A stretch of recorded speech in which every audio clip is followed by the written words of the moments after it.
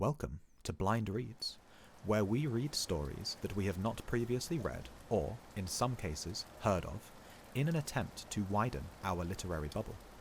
Today's story is The Occupant of the Room, authored by Algernon Blackwood, and narrated by myself, Samuel Lawrence. In this story, we follow a school's headmaster as he begins his holiday in the Alps. Unable to find room at the inn, the man must find shelter where he can, but what he's offered may bring him more than he has bargained for. Enjoy.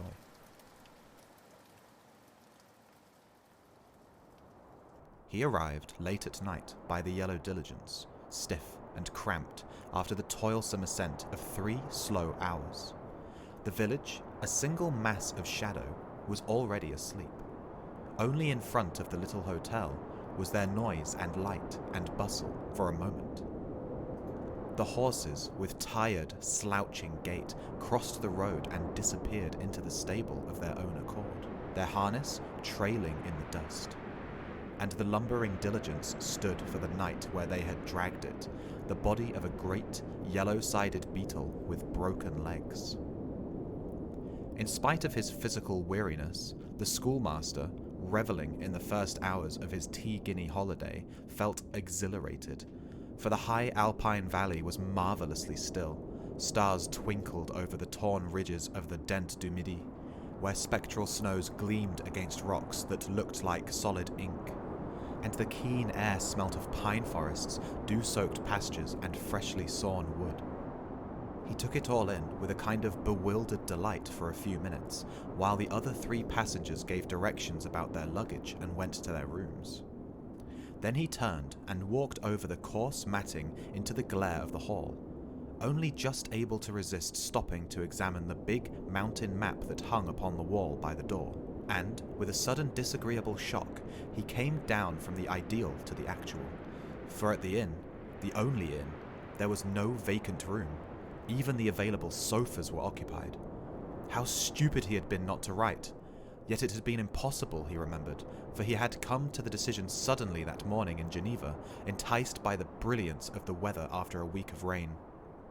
They talked endlessly, this gold-braided porter and the hard-faced old woman. Her face was hard, he noticed, gesticulating all the time and pointing about the village with suggestions that he ill understood, for his French was limited and their patois was fearful. There, he might find a room. Or there. But we are as full, more full than we care about. Tomorrow, perhaps, if so, give up their room. And then, with much shrugging of shoulders, the hard-faced old woman stared at the gold-braided porter, and the porter stared sleepily at the schoolmaster. At length, however, by some process of hope he did not himself understand, and following directions given by the old woman that were utterly unintelligible, he went out into the street and walked towards a dark group of houses she had pointed out to him. He only knew that he meant to thunder at a door and ask for a room. He was too weary to think of details. The porter half made to go with him, but turned back at the last moment to speak with the old woman. The houses sketched themselves dimly in the general blackness. The air was cold. The whole valley was filled with the rush and thunder of falling water. He was thinking vaguely that the dawn could not be very far away, and that he might even spend the night wandering in the woods, when there was a sharp noise behind him, and he turned to see a figure hurrying after him. It was the porter, running. And in the little hall of the inn there began again a confused, 3-cornered conversation, with frequent muttered colloquy and whispered asides in patois between the woman and the porter, the net result of which was that, if monsieur did not object, there was a room after all, on the first floor. Only it was, in a sense, engaged, that is to say. But the schoolmaster took the room without inquiring too closely into the puzzle that had somehow provided it so suddenly. The ethics of hotel-keeping had nothing to do with him. If the woman offered him quarters, it was not for him to argue with her whether the said quarters were legitimately hers to offer. But the porter, evidently a little thrilled, accompanied the guest up to the room and supplied, in a mixture of French and English, details omitted by the landlady. And Minturn, the schoolmaster, soon shared the thrill with him and found himself in the atmosphere of a possible tragedy. All who know the peculiar excitement that belongs to high mountain valleys where dangerous climbing is a chief feature of the attractions will understand a certain faint element of high alarm that goes with the picture. One looks up at the desolate, soaring ridges and thinks involuntarily of the men who find their pleasure for days and nights together scaling perilous summits among the clouds and conquering inch by inch the icy peaks that forever shake their dark terror in the sky. The atmosphere of adventure, spiced with the possible horror of a very grim order of tragedy, is inseparable from any imaginative contemplation of the scene. And the idea Minturn gleaned from the half-frightened porter lost nothing by his ignorance of the language. This Englishwoman, the real occupant of the room, had insisted on going without a guide. She had left just before daybreak 2 days before. The porter had seen her start, and she had not returned. The route was difficult and dangerous, yet not impossible for a skilled climber, even a solitary one. And the Englishwoman was an experienced mountaineer. Also, she was self-willed, careless of advice, bored by warnings, self-confident to a degree. Queer, moreover, for she kept entirely to herself, and sometimes remained in her room with locked doors, admitting no one for days together, a crank, evidently of the first water. This much Minturn gathered clearly enough from the porter's talk while his luggage was brought in and the room set to rights. Further, too, that the search party had gone out and might, of course, return at any moment.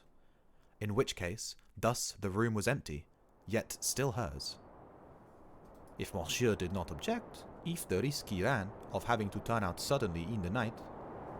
It was the loquacious porter who furnished the details that made the transaction questionable, and Minturn dismissed the loquacious porter as soon as possible, and prepared to get into the hastily arranged bed and snatch all the hours of sleep he could before he was turned out. At first, it must be admitted, he felt uncomfortable, distinctly uncomfortable, for he was in someone else's room. He had really no right to be there. It was in the nature of an unwarrantable intrusion, and while he unpacked, he kept looking over his shoulder as though someone were watching him from the corners. Any moment, it seemed, he would hear a step in the passage, a knock would come at the door would open, and there he would see this vigorous Englishwoman looking him up and down with anger. Worse still, he would hear her voice asking him what he was doing in her room, her bedroom. Of course, he had an adequate explanation, but still. Then, reflecting that he was already half undressed, the humor of it flashed for a second across his mind, and he laughed. Quietly. And at once, after that laughter, under his breath, came a sudden sense of tragedy that he had felt before. Perhaps even while he smiled, her body lay broken and cold upon those awful heights, the wind of snow playing over her hair, her glazed eyes staring sightless up to the stars. It made him shudder. The sense of this woman whom he had never seen, whose name even he did not know, became extraordinarily real. Almost, he could imagine that she was somewhere in the room with him, hidden, observing all he did. He opened the door softly to put his boots outside, and when he closed it again, he turned the key. Then he finished unpacking and distributed his things about the room. It was soon done, for, in the first place, he only had a small Gladstone and a knapsack, and secondly, the only place where he could spread his clothes was the sofa. There was no chest of drawers, and the cupboard, an unusually large and solid one, was locked. The Englishwoman's things had evidently been hastily put away. The only sign of her recent presence was a bunch of faded Alpenrosen standing in a glass jar upon the washhand stand. This, and a certain faint perfume, were all that remained. In spite, however, of these very slight evidences, the whole room was pervaded with a curious sense of occupancy that he found exceedingly distasteful. One moment the atmosphere seemed subtly charged with a just-left feeling. The next, it was a queer awareness of still here, that made him turn cold and look hurriedly behind him. Altogether, the room inspired him with a singular aversion, and the strength of this aversion seemed the only excuse for his tossing the faded flowers out of the window and then hanging his mackintosh upon the cupboard door in such a way as to screen it as much as possible from his view. For the sight of that big, ugly cupboard, filled with the clothing of a woman who might then be beyond any further need of covering, thus his imagination insisted on picturing it, touched in him a startled sense of the incongruous that did not stop there, but crept through his mind gradually till it merged somehow into a sense of a rather grotesque horror. At any rate, the sight of that cupboard was offensive, and he covered it almost instinctively. Then, turning out the electric light, he got into bed. But the instant the room was dark, he realized that it was more than he could stand, for with the blackness there came a sudden rush of cold that he found it hard to explain. And the odd thing was that, when he lit the candle beside his bed, he noticed that his hand trembled. This, of course, was too much. His imagination was taking liberties, and must be called to heel. Yet, the way he called to order was significant, and its very deliberateness betrayed a mind that had already admitted fear. And fear, once in, is difficult to dislodge. He lay there upon his elbow in bed and carefully took note of all the objects in the room, with the intention, as it were, of taking an inventory of everything his senses perceived, then drawing a line, adding them up, and saying with decision, "That's all the room contains. I've counted every single thing. There is nothing more. Now, I may sleep in peace." And it was during this absurd process of enumerating the furniture of the room that the dreadful sense of distressing lassitude came over him that made it difficult even to finish counting. It came swiftly, yet with an amazing kind of violence that overwhelmed him softly and easily, with a sensation of enervating weariness hard to describe. And its first effect was to banish fear. He no longer possessed enough energy to feel really afraid or nervous. The cold remained, but the alarm vanished, and into every corner of his usually vigorous personality crept the insidious poison of a muscular fatigue. At first, that in a few seconds, it seemed translated itself into spiritual inertia.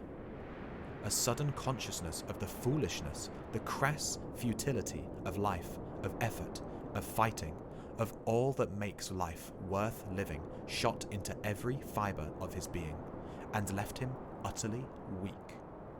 A spirit of black pessimism that was not even vigorous enough to assert itself invaded the secret chambers of his heart.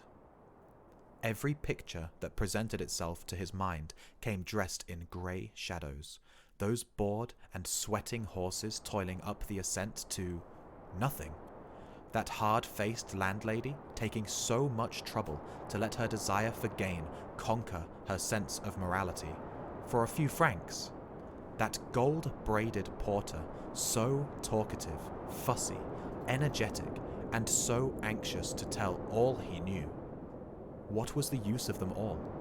And for himself, what in the world was the good of all the labour and drudgery he went through in that preparatory school where he was junior master? What could it lead to?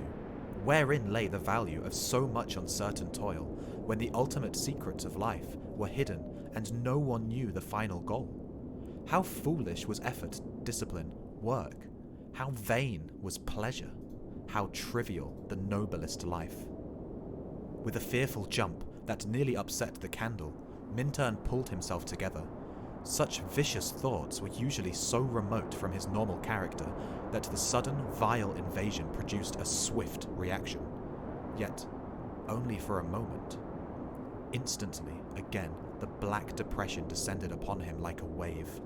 His work, it could lead to nothing but the dreary labour of a small headmaster after all, seemed as vain and foolish as his holiday in the Alps.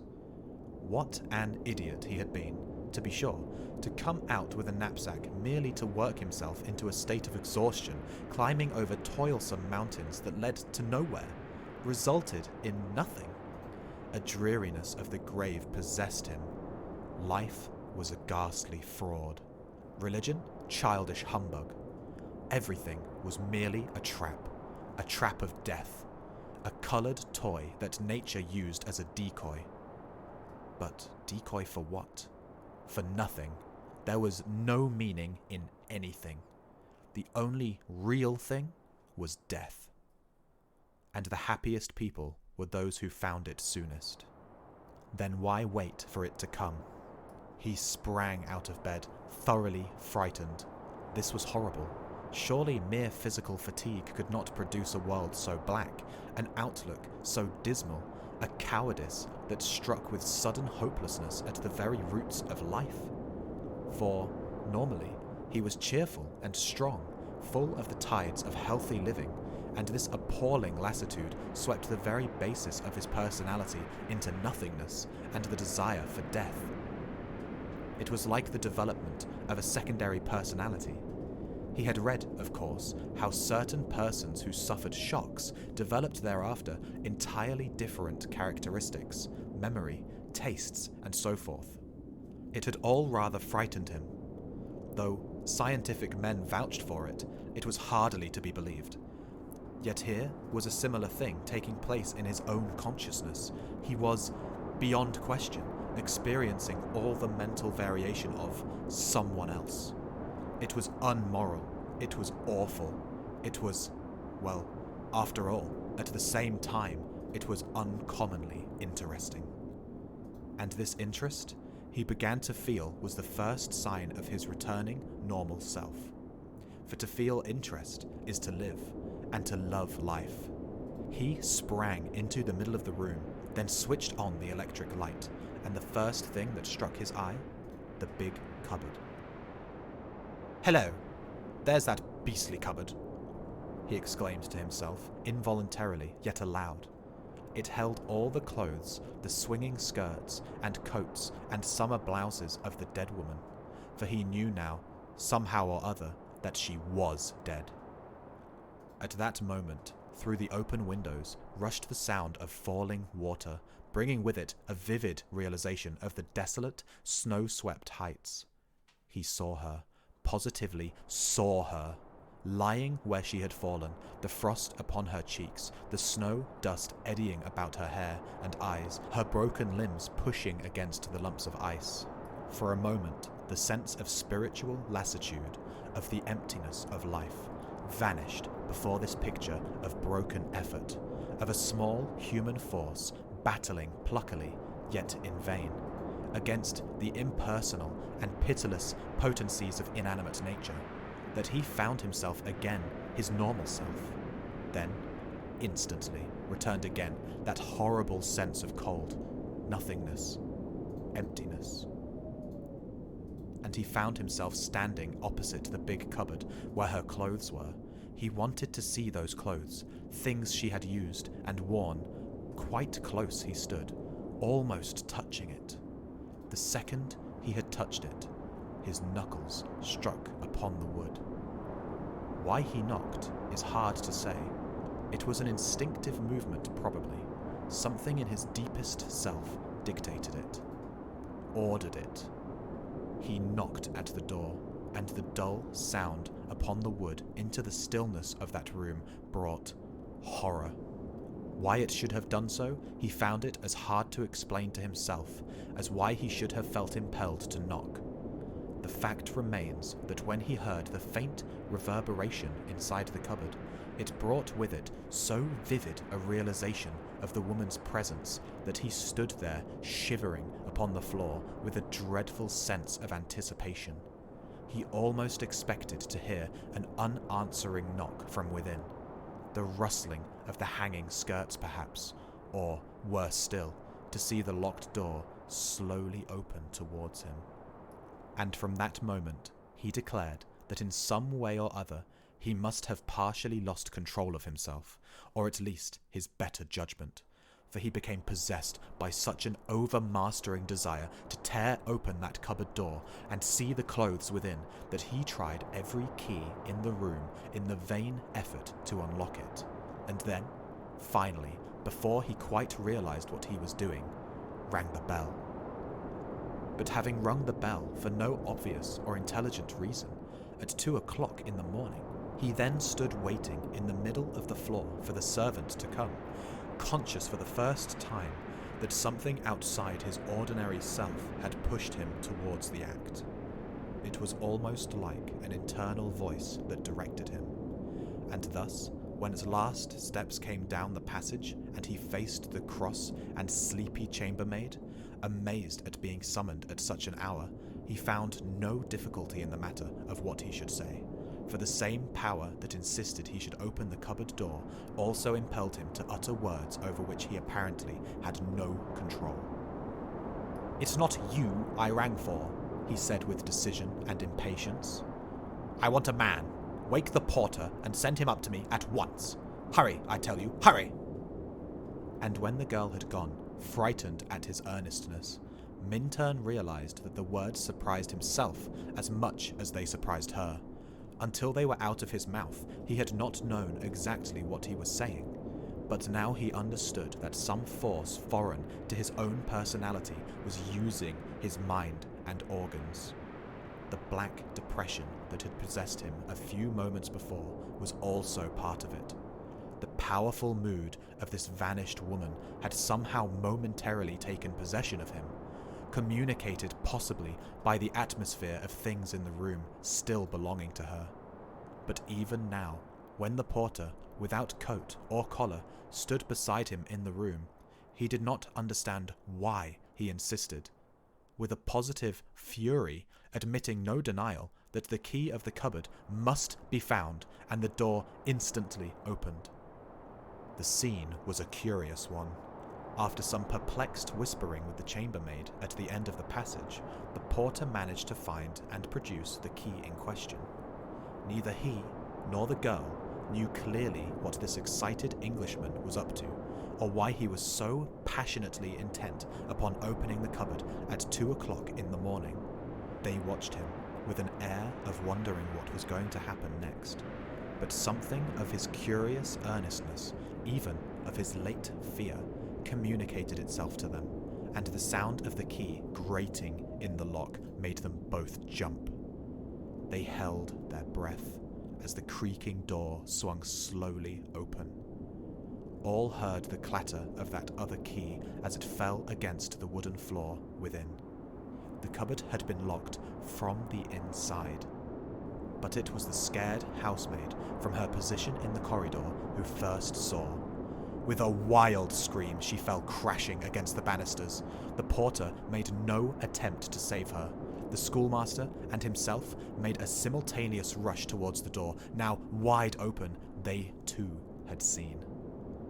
There were no clothes, skirts, or blouses on the pegs, but all by itself, from an iron hook in the center, they saw the body of the Englishwoman hanging by the neck, the head bent horribly forwards, the tongue protruding.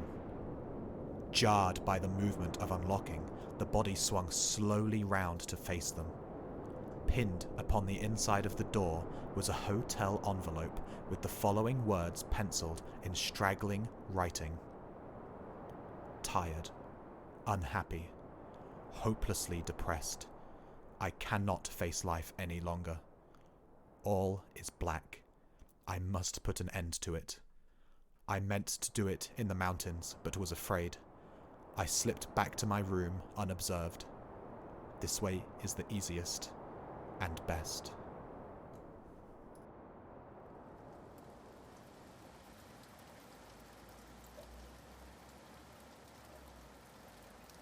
Well, there you have it. A room holding on to the last emotions of its previous occupant and driving them into Minturn's mind. Or perhaps it was the ghost of the girl wishing for her body to be found? Let me know what you thought of the story below, and thank you for listening.